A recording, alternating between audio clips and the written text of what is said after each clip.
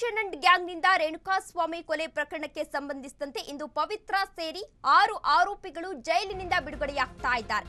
Darshan and ಗ್ಯಾಂಗ್ನಿಂದ Renukaswamy ಕೊಲೆಯನ್ನ ಮಾಡಲಾಗಿತ್ತು. ಆ ಪ್ರಕರಣಕ್ಕೆ ಸಂಬಂಧಿಸಿದಂತೆ ಇಂದು ಪವಿತ್ರ ಗೌಡ ಸೇರಿ 6 ಆರೋಪಿಗಳು ಜೈಲಿನಿಂದ ಬಿಡುಗಡೆಯಾಗ್ತಾರೆ.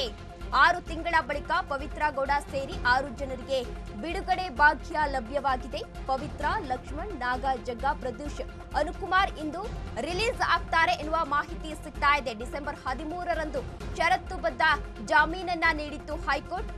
ಕಾರಾಗೃಹಕ್ಕೆ ಜಾಮೀನು ಆದೇಶ ಪ್ರತಿ ತಲುಪದ ಹಿನ್ನೆಲೆ ಬಿಡುಗಡೆ ಆಗಿರಲಿಲ್ಲ. ಆದರೆ ಇವತ್ತು ಬಿಡುಗಡೆಯಾಗ್ತಾರೆ.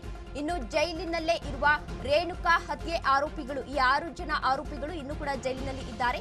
ದರ್ಶನ್ ಅಂಡ್ ಗ್ಯಾಂಗ್ನಿಂದ ರೇಣುಕಾಸ್ವಾಮಿ ಕೊಲೆ ಮಾಡಿದ ಪ್ರಕರಣಕ್ಕೆ ಸಂಬಂಧಿಸಿದಂತೆ ಪವಿತ್ರ ಗೌಡ ಸೇರಿ 6 ಜನ ಆರೋಪಿಗಳು ಇವತ್ತು ಬಿಡುಗಡೆಯಾಗುವ ಸಾಧ್ಯತೆ ಇದೆ. ಒಂದು ಹೈಕೋರ್ಟ್ನಿಂದ ಆದೇಶದ ಪ್ರತಿಯನ್ನ ಜೈಲಿಗೆ ತಲುಪಿಸಿರಲಿಲ್ಲ.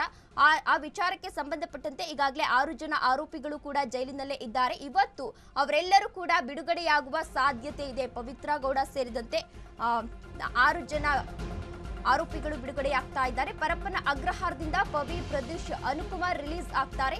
ಶಿವಮೊಗ್ಗದ ಜೈಲಿನಿಂದ ಲಕ್ಷ್ಮಣ್ ಹಾಗೂ ಜಗ್ಗ ಅವರು ರಿಲೀಸ್ ಆಗ್ತಾರೆ. ಕಲಬುರಗಿ ಜೈಲಿನಲ್ಲಿರುವ ನಾಗರಾಜ್ ಕೂಡ ಇವತ್ತು ಬಿಡುಗಡೆಯಾಗ್ತಾರೆ ಎನ್ನುವ ಮಾಹಿತಿ ಸಿಗ್ತಾ ಇದೆ. ಈಗಾಗಲೇ ಮೆಡಿಕಲ್ ಬೇಲ್ ಮೇಲಿರುವ ನಟ ದರ್ಶನ್ ಮೆಡಿಕಲ್ ಬೇಲ್ ಮೇಲಿದ್ದಾರೆ. ನಟ ದರ್ಶನ್ ರವರು ಷರತ್ತು ಪೂರ್ಣಗೊಂಡು ಜೈಲಿಗೆ ತಲುಪುವ ಆರ್ಡರ್ ಕಾಪಿಯನ್ನ ಕೊಡಬೇಕು.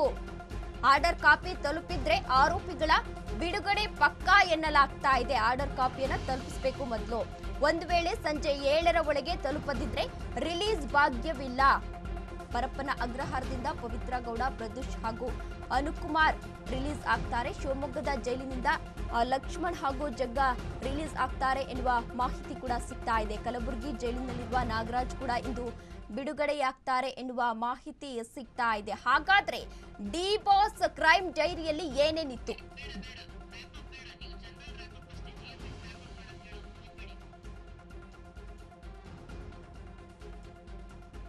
ಏನು ಪವಿತ್ರ ಗೌಡಗೆ ಅಶ್ಲೀಲ ಮೆಸೇಜ್ ಅನ್ನ ಕಳುಹಿಸ್ತಾ ಇದ್ದ ಎಂಬ ವಿಚಾರಕ್ಕೆ ಸಂಬಂಧಪಟ್ಟಂತೆ ಈಗಾಗಲೇ ರೇಣುಕಾಸ್ವಾಮಿಯನ್ನ ಹತ್ಯೆ ಮಾಡಲಾಗಿತ್ತು. ಆ ವಿಚಾರಕ್ಕೆ ಸಂಬಂಧಪಟ್ಟಂತೆ ಈಗಾಗಲೇ 3 ತಿಂಗಳು ಕೂಡ ದಾಟಿಯಾಗಿದೆ. ದರ್ಶನ್ಗೆ ಒಂದು ಬೆನ್ನು ನೋವಿನ ನೆಪವನ್ನ ಇಟ್ಕೊಂಡು ದರ್ಶನ್ಗೆ ಒಂದು ಷರತ್ತುಬದ್ಧ ಜಾಮೀನನ್ನ ಕೂಡ ನೀಡಲಾಗಿತ್ತು. ಇನ್ನು ಪರಪ್ಪನ ಅಗ್ರಹಾರದಲ್ಲಿ ದರ್ಶನನ್ನ ಮೊದಲು ಇರಿಸಲಾಗಿತ್ತು. ದರ್ಶನ್ದು ಒಂದು ಫೋಟೋ ಕೂಡ ವೈರಲ್ ಆಗಿತ್ತು. ಆತನಿಗೆ ಜೈಲಿನಲ್ಲಿ ರಾಜ್ಯಾತಿಥ್ಯವನ್ನ ನೀಡಲಾಗ್ತಾ ಇದೆ ಎಂಬ ಆರೋಪ ಕೂಡ ಕೇಳಿ ಬಂದಿತ್ತು. ಆ ಫೋಟೋದಲ್ಲಿ ಆತನನ್ನ ನಂತರ ಬಳ್ಳಾರಿ ಜೈಲಿಗೆ ಶಿಫ್ಟ್ ಕೂಡ ಮಾಡಲಾಗಿತ್ತು. ಅದಾದ ಬಳಿಕ ದರ್ಶನ್ ಒಂದು ಮನೆಯೂಟಕ್ಕೆ ಅರ್ಜಿಯನ್ನ ಕೂಡ ಸಲ್ಲಿಸಿದ್ರು. ಮನೆಯೂಟಕ್ಕೆ ಅರ್ಜಿ ಸಲ್ಲಿಸಿದಂತಹ ಸಂದರ್ಭದಲ್ಲಿ ಆತನಿಗೆ ಏನಾದ್ರೂ ಪರ್ಮಿಷನ್ ಕೊಟ್ರೆ ಬೇರೆ ಕೈದಿಗಳು ಕೂಡ ನಾಳೆ ದಿನ ಮನೆಯೂಟಕ್ಕೆ ಅರ್ಜಿ ಸಲ್ಲಿಸೋ ಸಾಧ್ಯತೆ ಇರುತ್ತೆ ಎಂದು ತಿರಸ್ಕರಿಸಿತ್ತು.